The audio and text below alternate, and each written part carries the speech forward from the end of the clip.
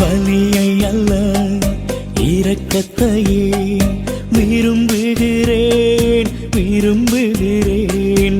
நீதிமானை அல்லாமலே பாவி உன்னை அழைக்க வந்தேன். பெயர் சொல்லியே அழைத்தவரே, உமக்காகவே யாவும் செய்திடவே.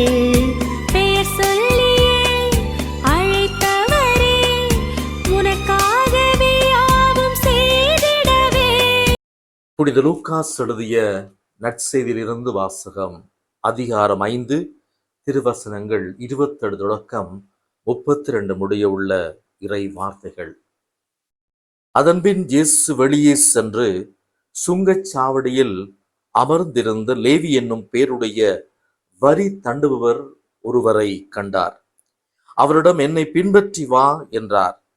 அவர் அனைத்தையும் விட்டுவிட்டு எழுந்து இயேசுவை பின்பற்றிச் சென்றார். இந்த லேவி தம் வீட்டில் அவருக்கு ஒரு பெரிய விருந்து அளித்தார். வரி தண்டுபவர்களும் மற்றவர்களும் பெருந்திரளாய் அவர்களோடு பந்தியில் அமர்ந்தார்கள்.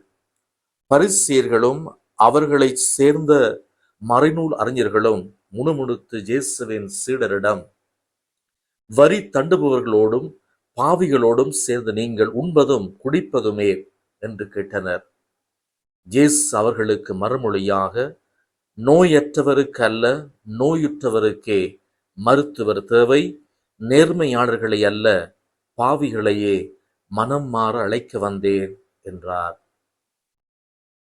இது கிறிஸ்துவின் நற்செய்தி. கிறிஸ்துவே உமக்கு புகழ்.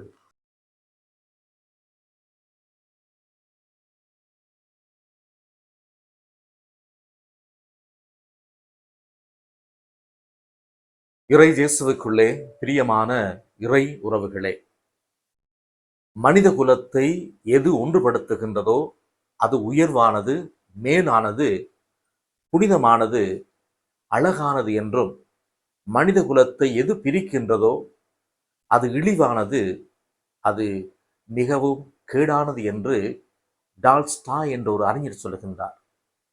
நாம் வாழுகின்ற இந்த உலகத்தில் பல்வேறு விதமான வேற்றுமைகளை கொண்டவர்களாக, பல்வேறு விதமான ஏற்றத்தாழ்வுகளை கொண்டவர்களாக நமது வாழ்க்கையானது இந்த உலகத்திலே வாழப்படுகிறது. பிறந்த மனிதன் இந்த உலகத்திலே வாழுகின்ற பொழுதே பல்வேறு விதமான தடை சுவர்களை இந்த உலகம் அல்லது மனித சமூகம் அல்லது ஒவ்வொரு தேசமும், ஒவ்வொரு நாடும், ஒவ்வொரு இனமும் மனிதனை பிரித்து படித்தவன், படிக்காதவன், உயர்ந்தவன், தாழ்ந்தவன், சாதியில் கூடியவன், குறைந்தவன் என்று நமக்குள்ளே பல்வேறு விதமான பாகுபாடுகளை கொண்டதாகவே இந்த உலகத்திலே வாழ்க்கையானது ஓடிக்கொண்டிருக்கின்றது. இந்த பயண நாட்களிலே ஒவ்வொரு மனிதனும் ஏதோ ஒரு விதத்திலே தன்னை அடையாளப்படுத்திக் கொள்ள, தன்னுடைய வாழ்விலே அவன் உயர்வை அடைய வேண்டும் என்று சொல்லி துடிதுடிப்பாக தாழ்வில் இருக்கின்றவர்களும், தாழ்நிலையில் உள்ளவர்களும், கீழ்மைப்படுத்தப்பட்டவர்களும் இந்த உலகத்திலே போராடி கொண்டுதான் வாழுகிறார்கள். இது வாழ்க்கையினுடைய யதார்த்தம். இப்படியான ஒரு உணர்வு நிறைந்த ஒரு வாழ்க்கைக்குள்ளே இன்றைய நற்செய்தியை நாங்கள் பார்க்கின்ற பொழுது, இன்றைய நற்செய்தியிலே நம் ஆண்டவர் இயேசு லேவியை, சுங்கத்துறையில் அமர்ந்திருந்த லேவியை அழைக்கின்றார். என்னை பின்பற்றி வா என்று அழைக்கின்றார். இந்த வார்த்தையை நம் ஆண்டவர் இயேசு முதலிலே சீடர்களுக்கு சொல்லுகிறார், என்னை பின்பற்றி வா என்று. அந்த வழியிலே சீடர்கள் தம்மிடமிருந்து எல்லாவற்றையும் விட்டுவிட்டு அவர்கள் இயேசுவை பின்தொடர்ந்தார்கள். அதே வார்த்தையை திரும்பவும் இந்த லேவி என்ற மத்தேயு, கடவுளுடைய கொடை என்று சொல்லப்படுகின்ற மத்தேயு சுங்கத்துறையிலே அவர் வரி தண்டுபவராக இருக்கின்றார். இவரை பார்த்து என்னை பின்பற்றி வா என்று சொன்னதுமே அன்பார்ந்தவர்களே, மற்றவர்களுக்கு பல்வேறு விதமான மனத்திலே, அதாவது அவர்களுக்குரிய ஓட்டம், அதாவது இந்த பாவிகளோடு நம் ஆண்டவர் இயேசு உணவருந்த செல்லுகிறாரே அல்லது உணவு உண்ண போகின்றாரே என்று குழம்பிய நிலை. மறைநூல் அறிஞர்கள், பரிசேயர்கள் இந்த பாவிகளை தேடிய நிலைக்குள்ளே நம் ஆண்டவர் இயேசு வந்துவிட்டாரே என்று அவர்களுக்குள் ஏற்றுக்கொள்ள முடியாத நிலைக்குள்ளே அவர்கள் குழம்புவதை நாங்கள் பார்க்கிறோம். ஆண்டவர் இயேசு சொன்ன வார்த்தை, நீதிமான்களை அல்ல பாவிகளையே நான் தேடி வந்தேன்.